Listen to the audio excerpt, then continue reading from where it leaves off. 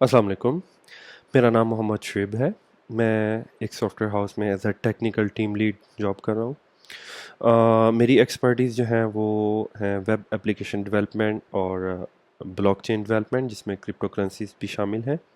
पिछले दिनों मेरी एक मुलाकात डॉक्टर जुवैद इकबाल के साथ हुई, जिसमें हमारी गुफ्तगू का मौजू भी क्रिप्टो करेंसीज और ब्लॉकचेन था, मगर शायद उसमें मैं सही तरीके से अपनी इंफॉर्मेशन शेयर नहीं कर सका। लोगों के बहुत सारे सवालात थे, जिसके लिए डॉक्टर साहब ने मुझसे रिक्वेस्ट की या मुझे मौका दिया कि मैं एक दफ़ा फिर से अपनी इन्फॉर्मेशन आप लोगों के साथ शेयर कर सकूं।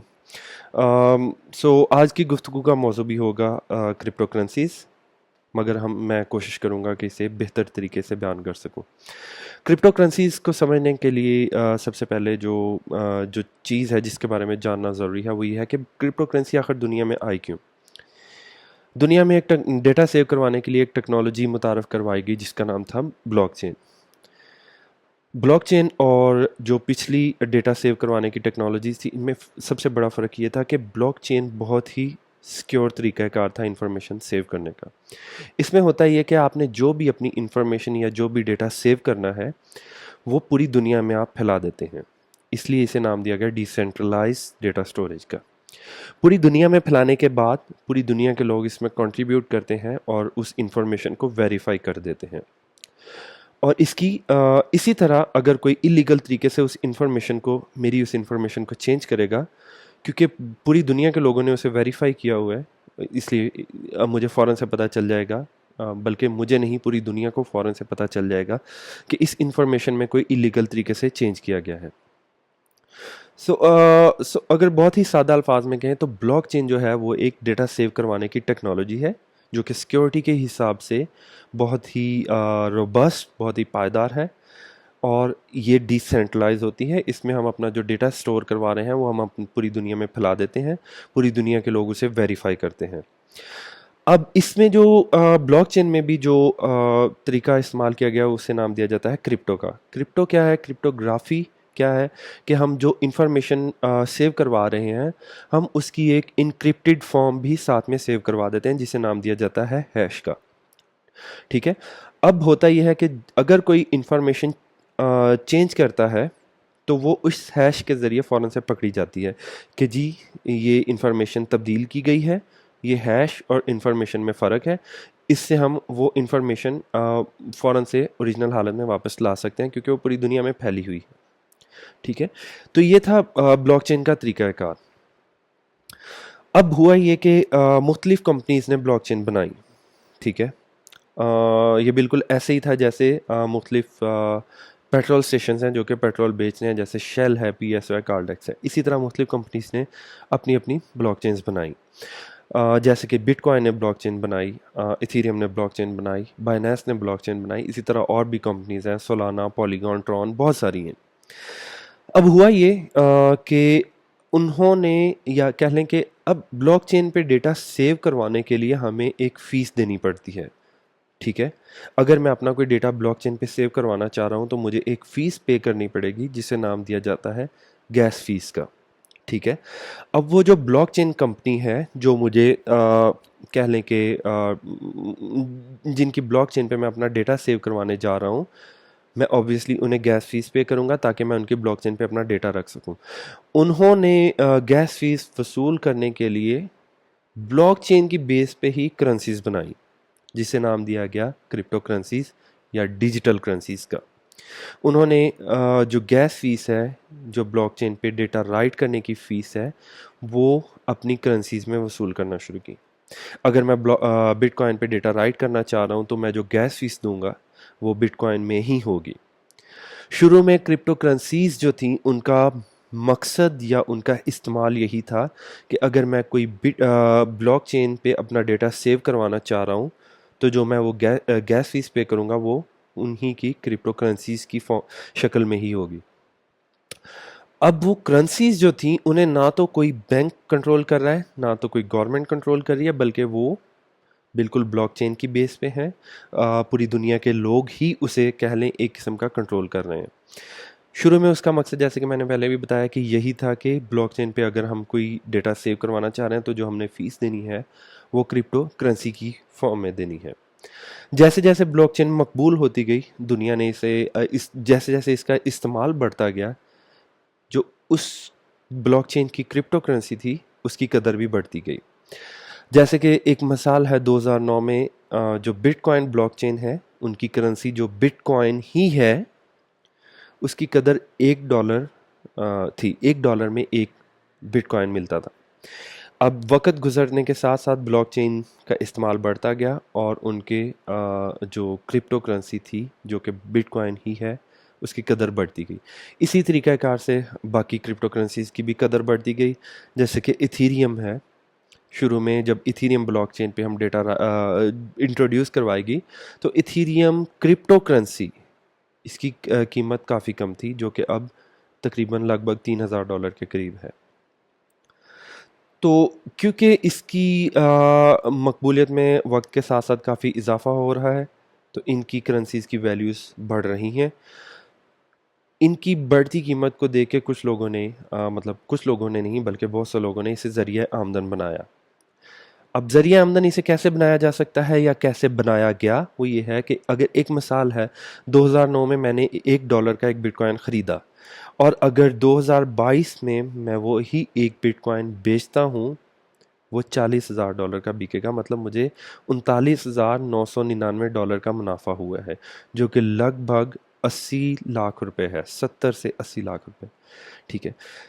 अब ये तो थी इसे नाम दिया गया क्रिप्टो करेंसी ट्रेडिंग का।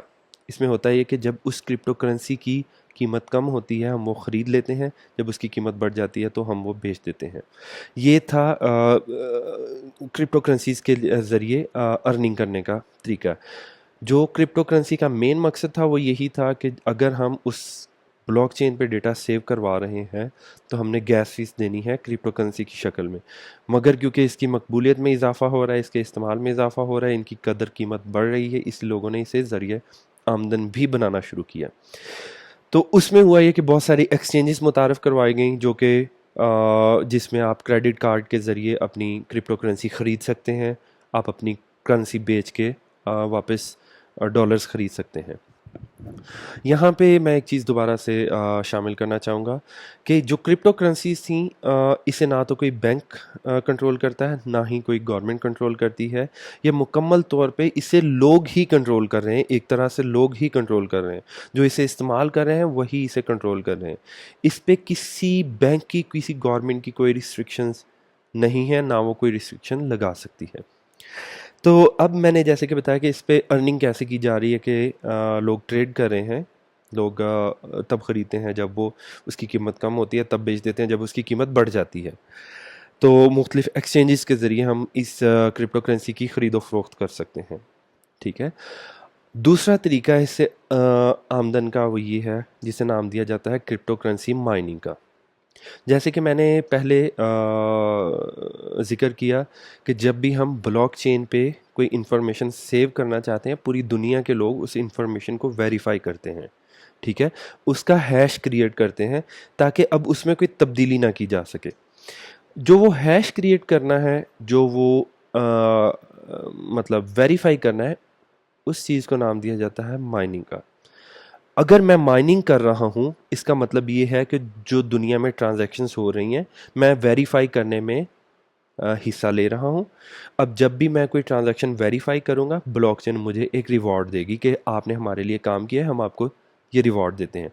अब एक मिसाल है, मैं बिटकॉइन की ट्रांजैक्शंस या बिटकॉइन की जो ट्रांजैक्शन वेरीफाई कर रहा हूँ या उनके हैश क्रिएट कर रहा हूँ, जो कि काफ़ी कॉम्प्लिकेटेड मेथड होता है जिसके लिए आपको बहुत ज़्यादा कंप्यूटेशनल रिसोर्सेज चाहिए।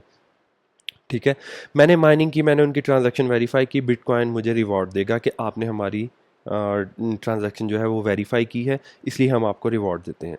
इसी तरह अगर मैं इथीरियम ब्लॉकचेन की ट्रांजैक्शंस वेरीफाई करूँगा तो इथीरियम मुझे रिवॉर्ड देगा। इसी तरह अगर मैं बाइनेंस या किसी भी क्रिप्टो करेंसी की ट्रांजैक्शंस वेरीफाई करता हूँ या माइनिंग करता हूँ, तो वो जो ब्लॉकचेन है वो मुझे रिवॉर्ड देगी क्रिप्टो करेंसी की शक्ल में, और मैं एक अच्छी खासी अमाउंट अर्न कर सकता हूँ इसके साथ। इसका मतलब यह है कि हम दो तरीक़ों से अर्न कर सकते हैं। एक तो ये है कि हम किसी एक्सचेंज से क्रिप्टो करेंसी ख़रीदें जब उसकी कीमत बढ़ जाए हम बेच दें। ठीक है। दूसरा तरीका ये कि हम क्रिप्टो करेंसी की माइनिंग करें, जिसके लिए हम कह लें कि मदद कर रहे होंगे ब्लॉकचेन की ट्रांजैक्शंस वेरीफाई करने में या हैश क्रिएट करने में, जिस पे ब्लॉकचेन हमें रिवॉर्ड देगी कि क्योंकि हमने उनका काम किया वो हमें रिवॉर्ड देगी, और हम वो रिवॉर्ड क्या है, हमारे लिए अर्निंग है। ठीक है। ये तो थी जो कि आम लोग, कोई भी बंदा इस दो तरीक़ों से अर्निंग कर सकते हैं। इसके अलावा और भी बहुत से तरीक़ाकार हैं अर्निंग करने के। उसमें आ जाते हैं कुछ टेक्निकल लोगों के तरीक़ाकार जो कि सॉफ्टवेयर इंडस्ट्री से ताल्लुक़ रखते हैं, क्योंकि ये फ्यूचर में इसकी कदर बढ़ रही है। सो इस तरफ आना जो है वो एक अच्छी अर्निंग दे सकता है। उसमें होता ही है कि पहला तरीका है कि मैं अपनी एक ब्लॉकचेन बना लूँ। ठीक है। मुकम्मल ब्लॉकचेन अपनी बनाऊं और लोगों को कहूं कि अगर किसी ने मेरी ब्लॉकचेन इस्तेमाल करनी है तो वो मेरी करेंसी इस्तेमाल करें। ब्लॉकचेन के साथ मैं एक करेंसी भी बनाऊंगा। जैसे कि एक मिसाल मैं एक ब्लॉकचेन बनाता हूं जिसका नाम है ABC। ठीक है। मैं एक करेंसी भी बनाऊंगा ABC के नाम से, और लोगों को कहूंगा कि अगर आपने मेरी ब्लॉकचेन इस्तेमाल करनी है तो आप ये ABC करेंसी ख़रीदें और मुझे फ़ीस दें ताकि आप मेरी ब्लॉकचेन इस्तेमाल कर सकें। अब होगा क्या, मैं किसी ना किसी एक्सचेंज से रब्ता करूँगा, मैं उन्हें कहूँगा कि आप मेरी ये क्रिप्टो करेंसी बेचने में मेरी मदद करें। इसे सॉफ्टवेयर इंडस्ट्री में नाम दिया जाता है लिक्विडिटी ऐड करने का। ठीक है। अब ये तो है काफ़ी कॉम्प्लिकेटेड तरीका। ये आम ज़िंदगी में मिसाल दें तो ये बिल्कुल ऐसे ही है कि मैं अपना एक पूरा प्लाज़ा बनाऊँ। ठीक है। मैं उस प्लाज़ा में जो जो दुकानें हैं मैं खुद से उसमें सामान रखूँ और ख़ुद से बेचना शुरू करूँ, जो कि एक बड़ा लंबा चौड़ा तरीक़ाकार। इसके अलावा एक कदरे आसान तरीक़ाकार भी है। आम ज़िंदगी में जैसे हम किसी प्लाज़े में कोई दुकान ख़रीदें, दुकान ख़रीदने के बाद मैं उसमें मोबाइल बेचने शुरू कर दूँ। ठीक है। अब होगा क्या कि मैंने सिर्फ दुकान ख़रीदी है, मैंने पूरा प्लाज़ा नहीं बनाया। इसी तरह बनी बनाई ब्लॉकचेन पे हम अपनी एक करेंसी बना सकते हैं। ठीक है। जैसे अगर बिटकॉइन है या इथीरियम है, एक तो उनकी अपनी करेंसी है इथीरियम।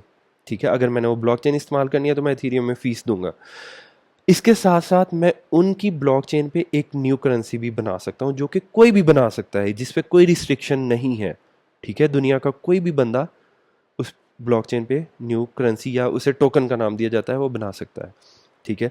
उस टोकन की वो मैक्सिमम सप्लाई सेट करेगा कि जी मैंने जो टोकन बनाए हैं वो 1 बिलियन है, यही 1 बिलियन लोग जो है वो इस्तेमाल करेंगे। किसी ने इस्तेमाल करना है मुझसे टोकन ख़रीदे। ठीक है।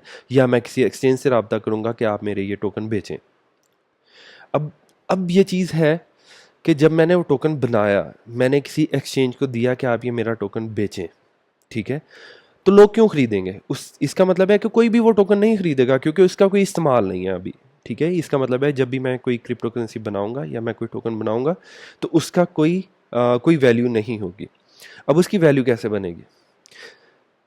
आम जिंदगी में अगर मैं मिसाल दूं, मैंने एक दुकान बनाई, मैंने सामान बेचना शुरू किया, मगर मैंने एक रिस्ट्रिक्शन रख दी कि मैं इस सामान के पैसे जो हैं वो मैं पाकिस्तानी रुपीस में नहीं लूँगा, या मैं US डॉलर्स में नहीं लूँगा, बल्कि जो इस पे जो मैं कीमत वसूल करूँगा वो मेरी अपनी करेंसी होगी।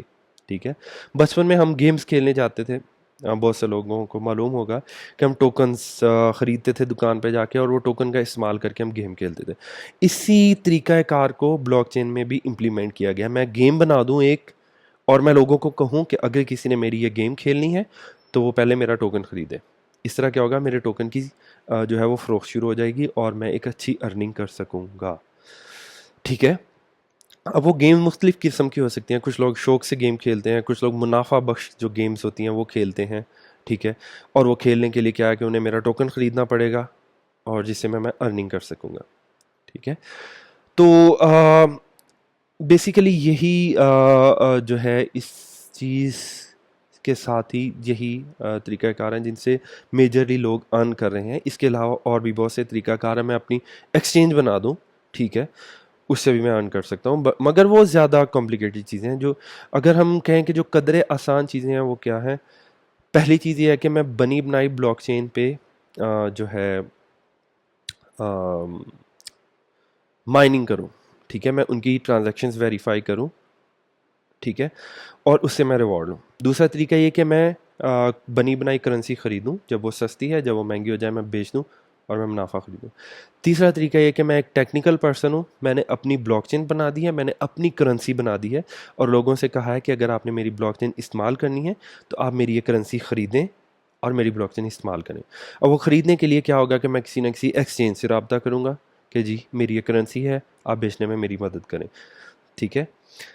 चौथा तरीकाकार ये कि मैं बनी बनाई ब्लॉकचेन पे अपना एक न्यू टोकन, अपनी एक न्यू करेंसी बनाऊं, जो कि एक, जैसे मैंने मिसाल दी कि इथीरियम पे ही मैंने अपना एक न्यू टोकन या न्यू करेंसी बना दी है, जिसका मैंने रखा है कि जी 1 बिलियन टोकन्स होंगे, ठीक है। और मैंने एक्सचेंज से रब्ता कर लिया, आप मेरे टोकन बेचें। लोग ख़रीदेंगे क्यों? कि मैंने अपनी एक गेम बनाई हुई है, मेरी गेम लोगों ने खेलनी है, या मैंने कोई एक स्टोर बनाया है, मैंने चीज़ें बेचने वाला स्टोर बनाया है, डिजिटल स्टोर बनाया है, वेबसाइट बनाई है मैंने एक, ठीक है। और मैंने लोगों को कहा है कि अगर आपने मेरी वेबसाइट से ख़रीदो फरोख्त करनी है तो आपको मेरा ही टोकन इस्तेमाल करना पड़ेगा, ठीक है। लोग क्या करेंगे, एक्सचेंज से जाके मेरा टोकन ख़रीदेंगे और मेरी वेबसाइट पे आके ख़रीदो फरोख्त करेंगे, इससे मैं एक अच्छी अर्निंग कर सकता हूँ। ये तो थी इसकी ब्लॉकचेन की और क्रिप्टो करेंसी का जो तरीक़ाकार क्या है, अर्निंग कैसे हो सकती है। अब आते हैं कि ये करेंसी आखिर इतनी मकबूलियत क्यों हासिल कर रही है, ठीक है। जैसे कि मैंने बताया कि ब्लॉकचेन जिन्होंने बनाई उन्होंने ही करेंसी दी कि हमारी ब्लॉकचेन इस्तेमाल करनी है तो हमारी करेंसी इस्तेमाल करें। इसका मतलब यह है कि ये करेंसी ना कोई बैंक कंट्रोल कर रहा है, ना कोई गवर्नमेंट कंट्रोल कर रही है, ये हर उस शख्स मतलब अगर मेरी करेंसी है तो मैं खुद कंट्रोल कर रहा हूँ, ठीक है। मेरी करेंसी है, पूरी दुनिया के लोग कंट्रोल कर रहे हैं वो, ठीक है। कोई थर्ड पार्टी कंट्रोल नहीं करी। मैं क्यों चाहूँगा कि बैंक कंट्रोल करे? मुझे ज़रूरत नहीं है। अगर मैं अपनी करेंसी खुद कंट्रोल कर सकता हूँ तो मुझे ज़रूरत नहीं है कि बैंक जो है वो कंट्रोल करे। क्यों? अब लोग कहेंगे, ज़हन में ये सवाल आएगा कि अगर मैं अपनी करेंसी खुद कंट्रोल कर सकता हूँ तो वो चोरी हो सकती है, लोग हैक कर सकते हैं, बट क्योंकि वो ब्लॉकचेन बेस है वो हैक नहीं हो सकती, ठीक है। अब चीज़ आती है कि मेरी करेंसी सेव कहाँ पे होगी। जैसे कि बैंक में अगर मैंने पैसा सेव करवाना है तो मेरा एक बैंक अकाउंट होता है जो कि मेरे नाम से एसोसिएट होता है। जैसे कि अगर मेरा नाम मोहम्मद शुएब है तो मेरा बैंक अकाउंट क्या होगा, मोहम्मद शुएब के नाम से एसोसिएट होगा और उस बैंक अकाउंट की डिटेल सिर्फ मैं देख सकता हूँ, ठीक है। जो क्रिप्टो करेंसी की दुनिया में उसमें ये ऐसे नहीं है। उसमें होता ये है कि हर बंदे को एक वॉलेट असाइन किया जाता है। मैं जितने चाहे वॉलेट बना लूँ, मैं अगर 100 वॉलेट बनाने चाहता हूँ मैं बना सकता हूँ, ठीक है। और क्योंकि वो वॉलेट ब्लॉकचेन बेस है इसलिए वो नहायत ही सिक्योर है, कोई हैक नहीं कर सकता, कोई उसमें चेंजेस नहीं कर सकता। ये तो था उसका वॉलेट की जो कह लें कि कैसे क्रिएट होंगे। दूसरी चीज़ इसमें और आम दुनिया में फ़र्क ये है कि जैसे मेरा बैंक अकाउंट है वो किसी बैंक के अंडर है, वो मेरे नाम से है। मेरा वॉलेट जो है वो किसी बैंक के अंडर नहीं होगा, वो किसी नाम से नहीं होगा। उसकी एक प्राइवेट की होगी, जिस शख्स के पास वो प्राइवेट की है वो शख्स वो वॉलेट इस्तेमाल कर सकता है। उसके अंदर जो क्रिप्टो करेंसी पड़ी है वो इस्तेमाल कर सकता है, ठीक है। अब होता है कि अगर मैं किसी एक्सचेंज पे जाऊँ, मैंने क्रेडिट कार्ड से पेमेंट की, मैंने क्रिप्टो करेंसी बाय की, मैं उन्हें अपना वॉलेट एड्रेस दूंगा, वो उस वॉलेट एड्रेस पे जो है क्रिप्टो करेंसी भेज देंगे। अब अगर उस वॉलेट एड्रेस की प्राइवेट की मेरे पास है तो मैं उस वॉलेट की करेंसी को इस्तेमाल कर सकता हूँ। हम क्योंकि वॉलेट भी ब्लॉकचेन बेस है, पूरी दुनिया ने उसकी ट्रांजैक्शंस को वेरीफाई किया है, पूरी दुनिया ने उसके हैश क्रिएट करने में मदद की है, तो इसका मतलब है दुनिया का हर शख्स देख सकता है कि किस वॉलेट में कितने पैसे पड़े हैं, ठीक है। मगर कोई भी उसे हैक नहीं कर सकता, कोई भी इलीगल तरीके से इस्तेमाल नहीं कर सकता। उसे सिर्फ वही इस्तेमाल कर सकेगा जिसके पास उस वॉलेट की प्राइवेट की है। पहली बात ये। दूसरी बात ये, क्योंकि वो वॉलेट किसी नाम पे नहीं है, ना ही वो किसी बैंक के अंडर है, वो सिर्फ एक नंबर है, ठीक है। पूरी दुनिया के लोग उसे देख सकते हैं, उस पे पैसे भेज सकते हैं, उसकी डिटेल्स देख सकते हैं, उस पे पैसे भेज सकते हैं, मैंने ये कहा है, उससे पैसे निकाल नहीं सकते। उससे सिर्फ वही बंदा पैसे निकाल सकता है जिसके पास उसकी प्राइवेट की है। इसका मतलब ये है कि जो मेरे पैसे हैं मैं वो खुद ही कंट्रोल कर रहा हूँ, मुझे किसी बैंक की ज़रूरत नहीं है, किसी गवर्नमेंट की ज़रूरत नहीं है कि वो उसे रेगुलाइज कर सके, ठीक है। अब यहाँ पे एक और सवाल आता है कि वो वॉलेट किस फॉर्म में होता है। वो बेसिकली एक डिजिटल वॉलेट ही होगा, उसका एक सिर्फ एड्रेस होगा, वो ब्लॉकचेन पे क्रिएट होगा, ठीक है, और लोग उसे इस्तेमाल कर सकेंगे। तो बेसिकली अगर देखा जाए तो ब्लॉकचेन और क्रिप्टो करेंसी में जो बड़ी कह लें कि टर्म्स हैं वो यही हैं जो मैंने एक्सप्लेन की हैं, और उम्मीद है कि इस दफ़ा मैंने ज़्यादा बेहतर तरीके से हर चीज़ को एक्सप्लेन किया है। अब आते हैं ट्रांजैक्शन की तरफ कि अगर मैं किसी वॉलेट से पैसे भेजता हूँ तो क्या वो किसी और के कंट्रोल में है? नहीं। अपने वॉलेट से जो ट्रांजैक्शन होगी वो सिर्फ मैं ही कंट्रोल कर सकता हूँ, मैं ही वो ट्रांजैक्शन कर सकता हूँ। सो जो मैं ट्रांजैक्शन कर रहा हूँ उस पे वही, क्योंकि मैं ब्लॉकचेन पे ट्रांजैक्शन कर रहा हूँ इसलिए मुझे गैस फीस पे करनी पड़ेगी। इसके अलावा कोई फ़ीस नहीं है, कोई टैक्स नहीं है, ठीक है? मैं ब्लॉकचेन की दुनिया में जितनी मर्ज़ी ख़रीदो फ़रोख्त कर लूँ, उस पे कोई टैक्स नहीं होगा, कोई थर्ड पार्टी नहीं होगी जो उसे कंट्रोल करेगी, ठीक है? हाँ, मैंने क्रेडिट कार्ड के ज़रिए किसी एक्सचेंज के थ्रू क्रिप्टो करेंसी ख़रीदी। उसके बाद जब उसकी कीमत बढ़ गई मैंने वो क्रिप्टो करेंसी बेच के वापस अपने बैंक अकाउंट में पैसे मंगवा लिए। अब जो वो पैसा मेरे बैंक अकाउंट में आया तो उस पे टैक्स लगेगा, जब तक वो क्रिप्टो करेंसी की दुनिया में है उस पे पैसा नहीं लगेगा, ठीक है? लेकिन अब हो ये रहा है कि बहुत सारी दुनिया ब्लॉकचेन की तरफ माइल हो रही है। बजाय ये कि हम क्रेडिट कार्ड से पेमेंट करें, वो चाह रहे हैं कि जी हम अपनी क्रिप्टो करेंसी से ही पेमेंट करें। हम अपनी जो पेमेंट गेटवेज़ हैं वो क्रिप्टो करेंसी बेस्ड हो, ताकि कोई बैंकिंग सिस्टम उन्हें कंट्रोल ना कर सके, कोई गवर्नमेंट उन्हें कंट्रोल ना कर सके, वो हर बंदे के अपने कंट्रोल में हों। इसलिए इसकी मकबूलियत में इजाफ़ा हो रहा है। इसी वजह से क्रिप्टो करेंसी की वैल्यूज़ बढ़ रही हैं।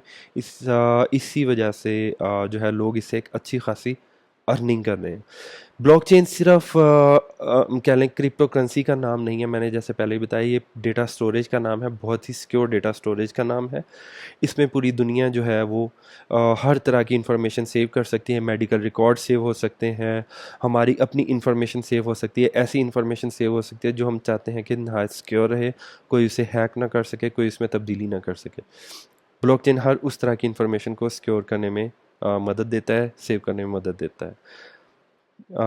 सो आज की गुफ्तगू का इख्तिताम यहीं पे होगा। उम्मीद है कि अब मैंने हर चीज़ को बेहतर तरीके से और अच्छे तरीके से मैंने एक्सप्लेन किया होगा। डॉक्टर जवेद साहब ये वीडियो आपके साथ ज़रूर शेयर करेंगे। ऑब्वियसली अगर किसी का कोई क्वेश्चन है, किसी के माइंड में कोई सवाल है तो वो कमेंट सेक्शन में कमेंट करे।